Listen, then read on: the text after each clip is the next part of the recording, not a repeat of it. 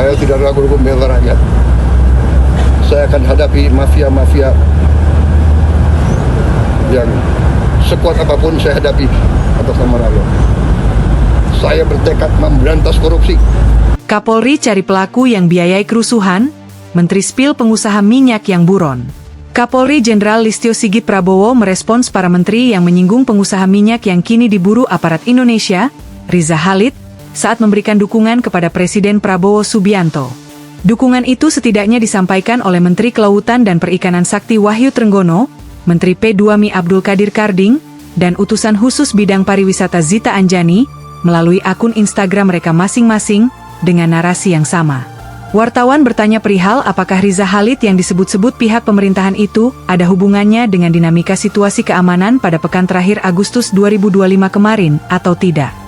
Ya, tentunya Polri akan bergerak sesuai dengan bukti-bukti di lapangan. Kita akan menarik mulai dari fakta yang kita dapat.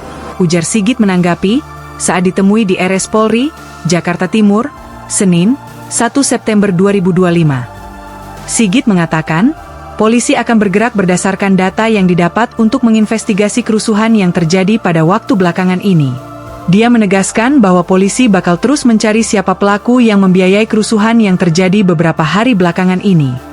Akan terus kita cari, baik pelaku di lapangan, aktornya, siapa yang membiayai, semua akan kita cari. Imbuhnya, nama Riza Khalid, pengusaha tajir yang dikenal sebagai pemain besar dalam bisnis perdagangan minyak, kembali mencuat ke publik setelah ramainya kasus korupsi Pertamina 2025. Sosok yang dijuluki The Gasoline Godfather ini sejak beberapa waktu lalu resmi masuk daftar buronan Kejaksaan Agung, Kejagung. Riza Khalid ditetapkan sebagai tersangka kasus korupsi perdagangan minyak mentah Pertamina bersama putranya, Muhammad Keri Adrianto. Keduanya diduga berperan sebagai beneficial owner di sejumlah perusahaan yang terafiliasi, salah satunya PT Orbit Terminal Merak. Dalam hukum korporasi, beneficial owner adalah individu yang sesungguhnya mengendalikan perusahaan, meskipun saham perusahaan secara formal tercatat atas nama pihak lain.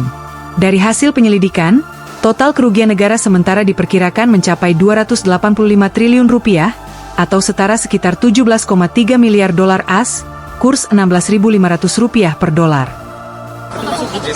Ini udah ada berapa orang yang diamanin sih Pak? Dan udah ada tersangka belum sih? Sudah lumayan banyak, tapi belum kami himpun. Ada beberapa yang sudah ditangkap, namun karena masih terus bertambah, nanti akan kita informasikan secara resmi. Download Tribun X sekarang, menghadirkan lokal menjadi Indonesia.